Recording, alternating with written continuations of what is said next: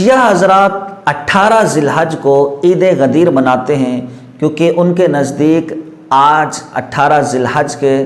دن نبی کریم علیہ الصلوۃ والسلام نے حضرت علی کو خلافت بلا فصل عطا فرمائی تھی، اور غدیر خم کے موقع پر مقام پر نبی کریم علیہ الصلوۃ والسلام نے حضرت علی کا ہاتھ تھام کر ارشاد فرمایا تھا، من کنت مولاہ فعلی مولاہ۔ دیکھیے اس کا حقیقت سے کوئی بھی دور دور تک تعلق نہیں ہے، اس کے بہت سارے جوابات ہیں۔ نمبر 1، دنیا کی کسی ڈکشنری کے اندر مولا کا معنی آپ کو خلافت بلا فصل دینے کا کہیں بھی نہیں ملے گا۔ مولا کے معنی جو آپ کو ملیں گے دوست، مددگار، محبوب وغیرہ وغیرہ، لیکن کہیں بھی خلافت بلا فصل کا معنی آپ کو نہیں ملے گا۔ تو یہ معنی لینا یہ تو عربی لغت کی دھجیاں اڑانا ہے۔ دوسرا پھر دیکھیے،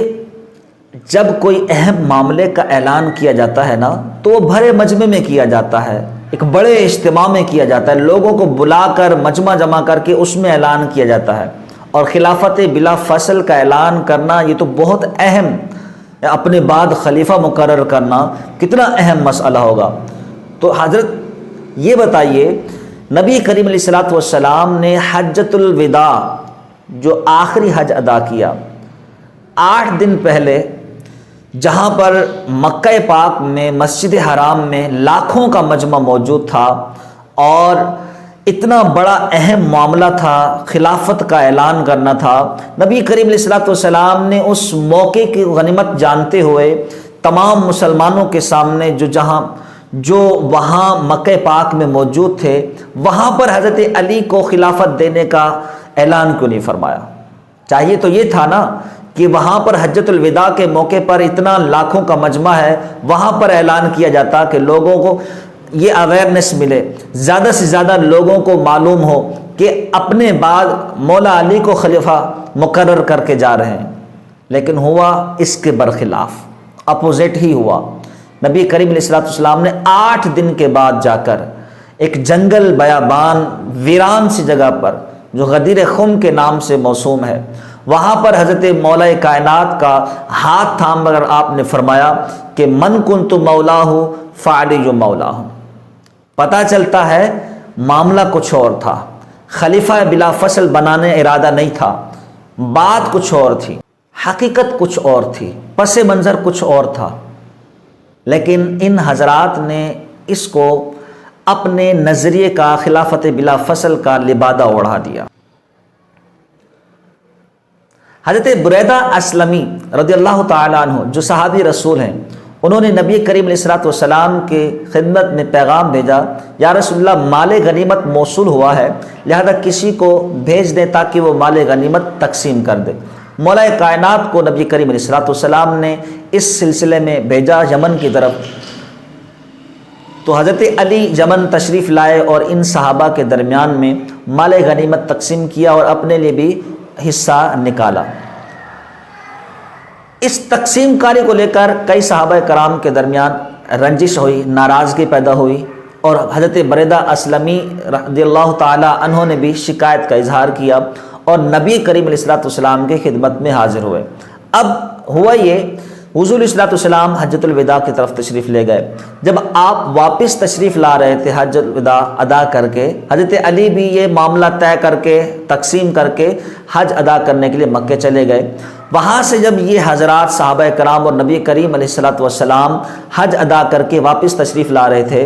ادھر سے حضرت بریدہ اسلمی رضی اللہ تعالی عنہ شکایت لے کر حضرت علی کی حضور کی خدمت میں آ رہے تھے۔ تو غدیر خم کے مقام پر جا کر ان حضرات آپس میں ملاقات ہوئی، تو آپ نے حضور علیہ الصلوۃ والسلام کی خدمت میں حضرت علی کی تقسیم کاری کو لے کر شکایت کی کہ کئی صحابہ مجھ سمیت حضرت علی سے رنجش میں ہیں، ناراض ہیں۔ تو حضور علیہ الصلوۃ والسلام نے ارشاد فرمایا، اے بریدہ، کیا واقعی تم حضرت علی سے ناراض ہو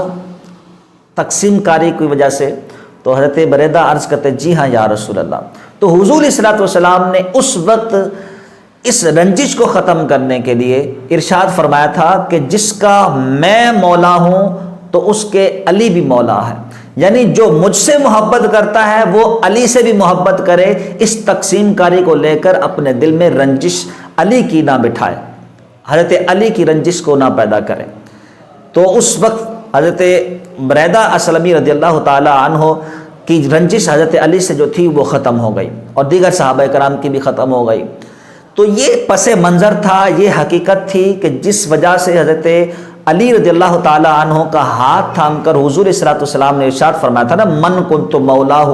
فعلی جو مولا، اس کی اصل وجہ یہ تھی کہ چند صحابہ تقسیم کاری کو لے کر حضرت علی سے ناراض ہو گئے تھے، اس وجہ سے فرمایا تھا کہ اے صحابہ حضرت علی کا اپنے دل میں بغض نہ رکھو، ان کی رنجش اپنے دل میں نہ رکھو، بلکہ جو چاہتا ہے کہ مجھ سے محبت کرے، یا پھر جو مجھ سے محبت کرتا ہے تو وہ حضرت علی سے بھی محبت کرے۔ لیکن اس پس منظر کو، اس حقیقت کو شیعہ حضرات نے پشت ڈال دیا اور اس کو خلافت بلا فصل کا رنگ دے دیا، حالانکہ حقیقت سے اس کا کوئی دور دور تک تعلق نہیں۔ اور پھر یہی پس منظر شیعہ حضرات کی کتابوں کے اندر بھی موجود ہے۔ انوار البہار یہ شیعہ حضرات کی کتاب ہے، اس کے اندر بھی حضرت بریدہ اسلمی والی یہ جو معاملہ ہے پورا، یہ سارا ذکر کیا گیا ہے۔ لہٰذا اگر کوئی مسلمان 18 ذی الحج کو شیعہ حضرات کے اس باطل عقیدے سے متفق ہو کر عید غدیر مناتا ہے تو اس کا اسلام سے کوئی تعلق نہیں، وہ کافر ہو جائے گا۔ اور اگر کوئی شیعہ حضرات کے اس عقیدے جو کہ عید غدیر والا معاملہ ہے، خلافت بلا فصل والا معاملہ ہے، اس سے متفق ہو کر جو ہے وہ نہیں کرتا، بلکہ بس حضرت علی کی محبت میں وہ عید غدیر مناتا ہے، تو کافر تو نہیں ہوگا، لیکن پھر بھی ایسا کرنا یہ ناجائز اور حرام کام ہے۔